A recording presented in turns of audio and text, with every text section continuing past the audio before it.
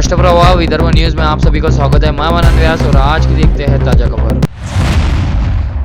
दरियापुर अकोला मार्ग पर लासुर के पास दो कारों की आमने सामने हुई भीषण टक्कर में 3 युवकों की मौत हो गई और 3 अन्य घायल हो गए। हादसा सोमवार दोपहर करीब 3 बजे हुआ। मृतकों की पहचान आनंद बहाकर निवासी सांगलोडकर नगर दरियापुर, विनीत बिजवे निवासी साई नगर दरियापुर, प्रतीक बोचे निवासी सांगलोडकर नगर दरियापुर के रूप में हुई है। ये सभी क्रेटा कार क्रमांक MS27DE 6260 से दरियापुर से अकोला जा रहे थे। दरियापुर से अकोला रोड पर लासुर के पास एक ऑडी क्रमांक MS29BC 7786 और एक क्रेटा कार विपरीत दिशा से टकरा गई। हादसे में क्रेटा कार में सवार आनंद बहाकर, विनीत बिजवे और प्रतीक बोचे की मौत हो गई। ऑडी कार में सवार आकाश रमेश अग्रवाल और क्रेटा कार में सवार पप्पू गानी वाले घायल हो गए। प्रतीक आनंद और विनीत तथा पप्पू कार क्रमांक MS27DE 6260 से अकोला जा रहे थे। आकाश अग्रवाल की कार विपरीत दिशा से अकोला से दरियापुर की ओर आ रही थी। अचानक कार ने नियंत्रण खो दिया और दोनों कार आमने सामने टकरा गई। हादसा इतना भीषण था कि प्रतीक बोचे और विनीत बिजवे की मौके पर ही मौत हो गई। वही आनंद बहाकर को दरियापुर की उप जिला अस्पताल लाया गया, जहां उनकी मौत हो गई। जैसे ये जानकारी रिश्तेदारों और उनके दोस्तों को मिली, वे सभी दरियापुर के उप जिला अस्पताल पहुंचे। इस समय अस्पताल के सामने भारी भीड़ थी। घायल अग्रवाल पिता पुत्र समेत अन्य घायलों को इलाज के लिए अकोला के अस्पताल में भर्ती कराया गया। जिले में सड़क दुर्घटनाओं की बढ़ती संख्या चिंता का विषय बन गई है और पिछले 6-7 महीनों में दुर्घटना में जान गंवाने वालों की संख्या चिंताजनक है। पिछले 6 माह में 146 जानलेवा दुर्घटना हुए, जिनमें 166 लोगों की मौत हो गई। हाल ही के दिनों में जिले में राष्ट्रीय और राज्य राजमार्गों का एक नेटवर्क बनाया गया है। इसमें वाहनों की रफ्तार भी बढ़ गई है। अक्सर दोपहिया वाहन चालक यातायात नियमों का पालन किए बिना वाहन चलाते हैं। इससे दुर्घटनाओं की संख्या में वृद्धि हुई है।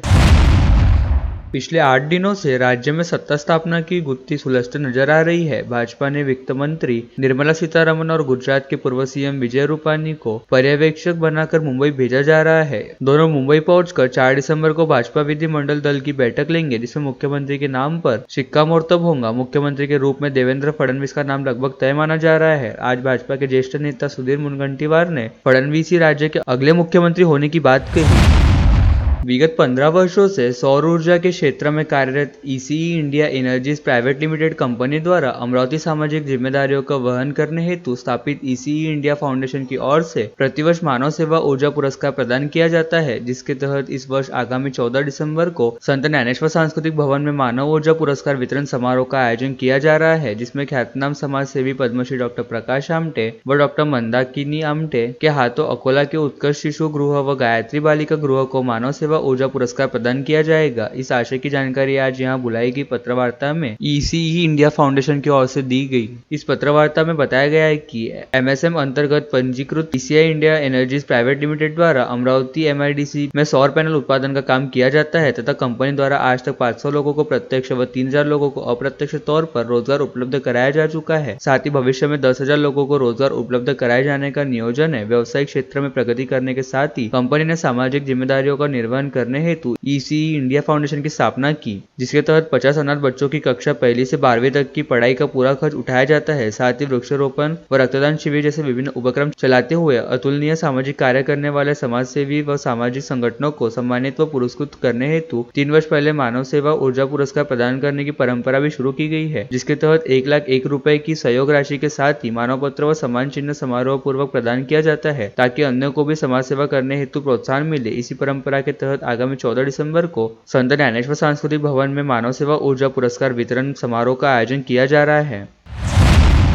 मावली जहांगीर थाना क्षेत्र में आने वाले मोजरी मार्ग पर डवर गांव के आनंद डिस्टिलरी कंपनी में बैरल का विस्फोट होने से एक की मृत्यु हो गई तथा 2 लोग घायल हो गए। घायलों को उपचार के लिए जिला अस्पताल में भर्ती किया गया है। मृतक का नाम उत्तर प्रदेश के मेरठ जिले में रहने वाले हसीम शेरू मोहम्मद है, जबकि घायल मजदूरों में वसीम इशाद शेख व एक अन्य का समावेश है। जानकारी के मुताबिक शनिवार 30 नवंबर को यह घटना घटित हुई। मजदूर हसीम शेरू यह कंपनी में बैरल पर बनाए गए लोहे के शेड का ढांचा गैस कटर से काट रहा था। उस काम में वसीम सहायता कर रहा था। थोड़ी दूरी पर गैस कटर से लोहा काटते समय अचानक बैरल का विस्फोट होने से वहां मौजूद मजदूरों में अफरा तफरी मच गई। बड़े आवाज के कारण अन्य कामगार भी भयभीत हो गए। इस विस्फोट में हसीम शेरू और वसीम दोनों नीचे गिरकर गंभीर रूप से घायल हो गए। हसीम शेरू के सिर पर और चेहरे पर गंभीर चोटें आने से उसकी घटनास्थल पर ही मृत्यु हो गई, जबकि गंभीर रूप से घायल वसीम को जिला अस्पताल में भर्ती किया गया है। मावली जहांगीर पुलिस ने मामला दर्ज कर जांच शुरू की है।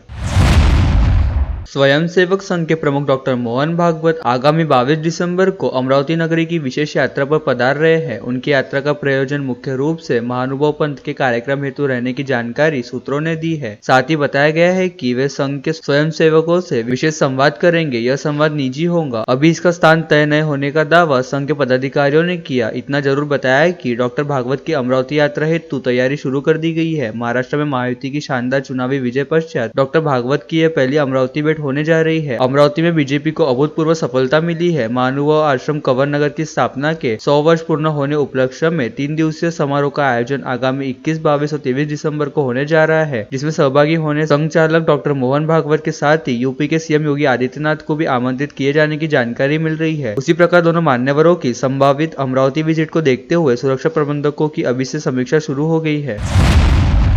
अमरावती शहर में विगत अनेक माह से कानून व्यवस्था की स्थिति बिगड़ी हुई दिखाई दे रही है तथा खुलेआम अपराधों में वृद्धि होने के चलते नागरिकों में जबरदस्त दहशत का वातावरण है, जिसे ध्यान में रखते हुए अमरावती शहर पुलिस ने तुरंत ही आवश्यक कदम उठाकर कानून व्यवस्था की स्थिति को चुस्त दुरुस्त करना चाहिए। इस आशय की मांग का ज्ञापन प्रीति संजय बंड द्वारा शहर पुलिस आयुक्त नवीन चंद्र रेड्डी को सौंपा गया। अपने समर्थकों के साथ सीपी रेड्डी से मुलाकात कर ज्ञापन सौंपते हुए प्रीति बंड का कहना रहा कि विगत कुछ माह के दौरान अमरावती शहर में एक के बाद एक हत्याकांडों का सिलसिला चल रहा है। साथ ही विगत सप्ताह अकोली परिसर में दुर्योधन कड़ू नामक व्यक्ति की सिर काटकर हत्या कर दी गई तथा अकोली परिसर में सिरकड़ी लाश बरामद हुई थी, जिसके चलते म्हाडा परिसर में साईनगर की और स्कूल व कोचिंग क्लास आना जाना करने वाले बच्चों में दहशत की लहर व्याप्त है। ऐसे में इस सुनसान इलाके में पुलिस की गश्त शुरू की जानी चाहिए और यहाँ पर अस्थायी स्वरूप की पुलिस चौकी भी स्थापित की जानी चाहिए। इसके अलावा प्रीति बंड ने यह भी कहा कि विधानसभा चुनाव के बाद गोपाल नगर परिसर में रहने वाले उनके कार्यकर्ता संजय गवाले को कई बार धमकी भरे फोन आए, जिसकी शिकायत दर्ज कराने के बावजूद राजापेट पुलिस द्वारा अब तक संबंधितों के खिलाफ कोई कार्रवाई नहीं की गई है। प्रतिबंध के मुताबिक वे हमेशा ही शहर में कानून व्यवस्था को बनाए रखने हेतु पुलिस के साथ सहयोग करने की भूमिका में रही, लेकिन यदि पुलिस द्वारा अपराधी तत्वों को संरक्षण दिया जाता है तो इसे बर्दाश्त नहीं किया जाएगा। ज्ञापन सौंपते समय प्रतिबंध सहित पूर्व विधायक ज्ञानेश्वर धाने पाटिल, फसल मंडी के पूर्व उपसभापति नाना नागमोते के साथ ही नितिन तारेकर, संजय शेट्टे, अनिल नंदनवार, माया महाडिक, अलका अंबाड़कर, उमेश गुर्डे, रक्षणा सरदार, वर्षा यादगिरे, भैया साहब निर्मल, गुलामनबी मोहम्मद हबीब, नितिन ठाकरे, मुकद्दर खान पठान, नीलेश जामटे,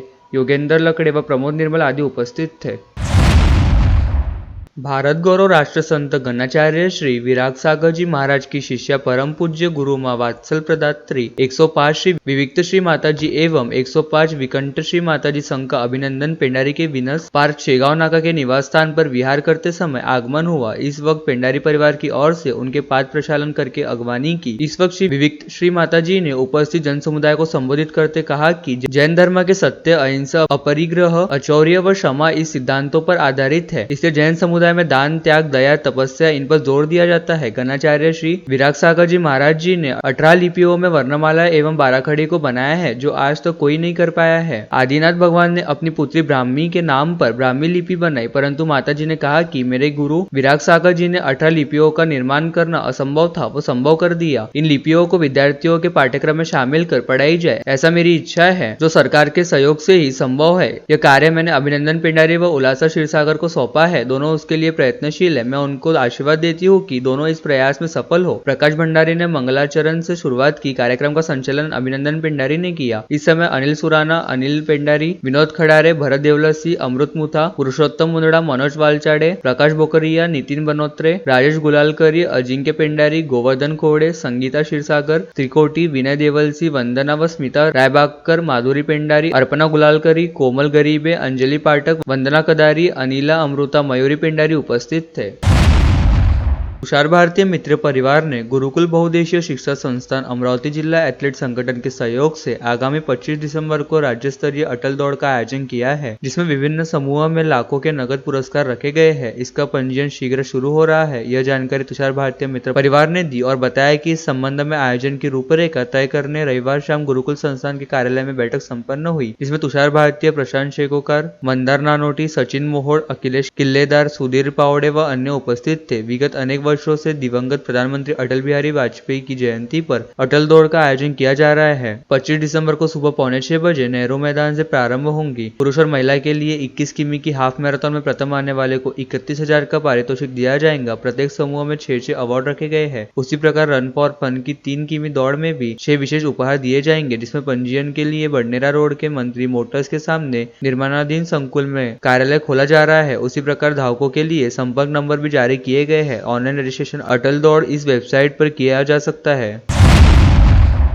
महारेरा ने घर खरीदी करने वालों को हुए नुकसान की प्रतिपूर्ति के रूप में बिल्डर्स और डेवलपर्स से अब तक 200.23 करोड़ रुपए वसूल कर दिलाए हैं, जिसमें सर्वाधिक 112 करोड़ की रकम मुंबई और मुंबई उपनगर में वसूल कर घर खरीदने वालों को दिलाए हैं। ऐसी जानकारी महारेरा ने प्रेस को दी है। यह भी बताया कि अब तक 442 प्रोजेक्ट में 705 करोड़ की वसूली के लिए 1163 वारंट जारी किए हैं। अभी तो केवल 283 वारंट में 200 करोड़ की वसूली हुई है। उनमें मुंबई और पुणे के शिकायतकर्ताओं के लगभग 378 करोड़ की वसूली शेष है। महारेरा अध्यक्ष मनोज सोनिक ने कहा कि विविध कारणों से प्रलंबित घर खरीदी की क्षतिपूर्ति हेतु महारेरा समय समय पर आदेश देता है। यह क्षतिपूर्ति घर खरीदी करने वालों को दिलाने और उन्हें राहत प्रदान करने की जिम्मेदारी महारेरा की होती है। इसलिए महारेरा ने राजस्व खाते के सेवानिवृत्त अधिकारियों को भी नियुक्त किया है। उनके माध्यम से सभी प्रकरणों में संबंधित जिलाधिकारी, उप जिलाधिकारी, तहसीलदार के पास लगातार फॉलोअप लेने से वसूली ने रफ्तार बढ़ी है।